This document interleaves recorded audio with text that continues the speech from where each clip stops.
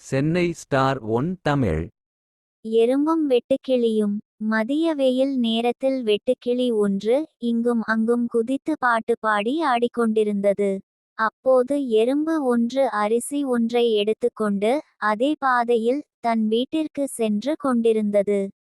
அதை பார்த்த அந்த வெட்டுக்கிளி எறும்பிடம், இப்போது என்ன அவசரம்? சிறிது நேரம் என்னைப் போல நீயும் என்னுடன் விளையாடலாமே என்றது. அதற்கு எறும்பு, இன்னும் சில நாட்களில் வெயில் காலம் முடிந்து மழைக்காலம் தொடங்கப் போகிறது. மழைக்காலத்தில் எவரும் வெளியே செல்ல முடியாது. அதனால் அந்த நேரத்திற்கு தேவையான உணவை இப்போது இருந்தே நான் என் வீட்டில் சேகரித்து வைத்துக்கொள்கிறேன் என்றது.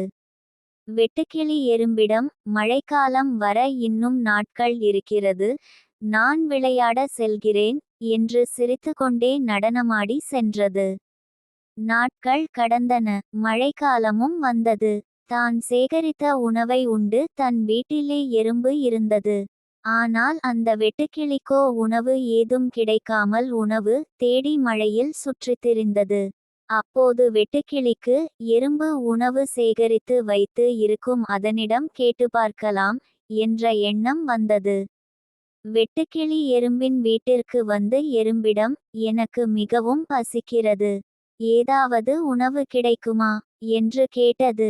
தன்னிடமிருந்த சேகரித்த உணவில் இருந்து சிறிதளவை வெட்டுக்கிளியிடம் கொடுத்த எறும்பு, அன்று என்னை பார்த்து சிரித்தாயே, இப்போது நான் சேகரித்த உணவு தான் இன்று நாம் இருவருக்கும் உதவியது.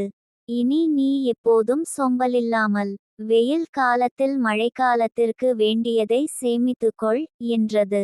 கால நேரம் பாராது உழைத்தால் வாழ்வு பிரகாசிக்கும் என்று வெட்டுக்கிளி உணர்ந்தது. நீதி: கடின உழைப்பு உடனடியாக பலன் தராவிட்டாலும் என்றாவது ஒருநாள் கண்டிப்பாக பலன் தரும்.